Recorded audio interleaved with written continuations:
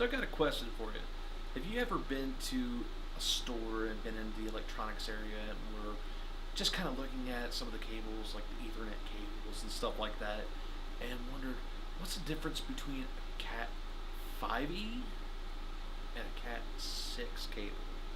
And what does Cat even mean? Find out next, because I'm Mitch Hart and this is Heart of Tech. Hey everyone, how's it going? I'm Mitch and I'm here to show you the difference between a Cat5e cable and a Cat6 cable. So basically the difference is just mainly speed and basically how they're built. They both do kind of look the same. You might not be able to notice it straight up, but the Cat6 cable is just a hair bit thicker than the Cat5e cable. Now the reason that is because the Cat6 cable actually has a plastic tube that goes down through the center of it. This plastic tube is basically made to stop what's called crosstalk between the wires. Now, crosstalk basically is electrical signals that interfere with each other that slows down the process or the function of the cable itself. In this case, it would be internet speeds. Now, the Cat5e cable doesn't have the little plastic retainer down the center. Now, the reason that is because it's an older cable. As technology advances, we find ways to make it a little bit better, a little bit faster, a little bit stronger, a little bit sturdier. You name it, technology will meet it. Now, basically, when you're using Cat5e cable, it's going to be just a hair bit slower than Cat6 cable. You might not notice it at first, depending on your internet connection, where you live and how you are, and what your setup is. But basically, when you update any of your equipment, or let's say you have a higher internet setting, like you're flowing about a gig of internet, you want to basically go with a Cat6 cable. Now the reason that is because a Cat5e cable will barely be able to keep up with a gigabyte of internet. Cat6 cable is rated for a gigabyte of internet. So 1 gig a second, 100 megs a second.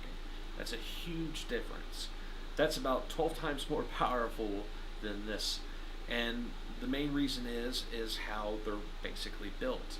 The Cat5e cable has 4 twisted pairs of wires, and the Cat6 cable has the same amount of wires that are twisted. But the little plastic retainer, like I said, stops the crosstalk, which makes it go faster. Now, we said in one of our previous videos on the Philips Hue light bulb starter set that we, instead of using the Cat5e cable that came with the hub itself, we decided to use a Cat6 cable. Now, we decided to do that basically because if we updated our internet, so on and so forth, we could just have that extra speed and the communication could be just that much faster. Now, you may not see immediate results if you install a Cat6 cable versus a Cat5e cable. And the results may vary depending on what you do. I personally have seen a good uptick in performance in my internet and some wireless, and have seen all sorts of abilities that Cat6 gives over Cat5e. When streaming any kind of streaming service like Hulu or Netflix, I don't see a downtone of resolution. I don't hardly see it stalling out. I hardly ever saw that with the Cat5e cable, but I did see it. When I switched to Cat6 cables, it pretty much stopped. I haven't seen it since. I've never had any kind of router issues with it. It worked really good and fine. My internet works really well, and all I had to do was just upgrade the cables for it, and it started working even better. So that's basically why we switched from a Cat5e to a Cat6 cable. Now, you can pick up a Cat6 cable at any local store. It's very inexpensive. For about 7 feet of cable, it costs about $4. You can probably get about 100 feet of cable for probably less than 20 bucks. And that'll pretty much cover your whole house. At least it'll cover from a room to another room from your main box. Now, when installing the cables, you install them into a router. Now, this connector right here is made to plug into a router. When you plug it in, it's going to immediately start transferring data as long as you plug in the other end to another receiver, such as a computer or a wireless output, such as a router.